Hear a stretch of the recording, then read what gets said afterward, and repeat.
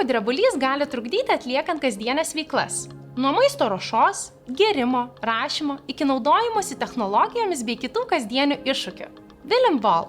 Taip, medicininis terapinis prietaisas skirtas rankų drebėjimui mažinti, kai jį sukelia esencialinis tremoras ar Parkinsono liga.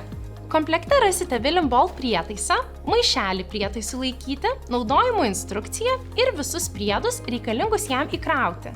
Reikšminga atkreipti dėmesį, kad William Ball įkroviklio jungtis yra magnetinė.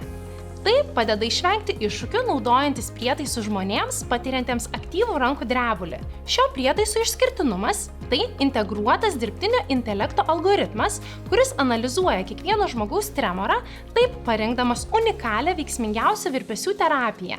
Paspaudus viršuje esantį mygtuką ir taip įjungus prietaisą, po 10 minučių trunkančios virpesių terapijos galite pajusti sumažėjusi arba visiškai išnykusi rankų drebėjimą. Šis poveikis gali trukti iki 4 valandų, vidutiniškai apie 1,5 valandos. Prietaiso poveikį galite pajusti per pirmąsias 14 dienų. Tai individualu, tačiau ypač svarbus nuoseklus prietaiso naudojimas. Terapiją taikyti 3 kartus per dieną kiekvienai rankai. William Ball prietaisas pacientams patiriantiems rankų drebulį gali padėti išvengti diskomfortą sukeliančių situacijų. Eurovaistinė – išmanieji medicinos prietaisai, kad gražių akimirkų būtų daugiau.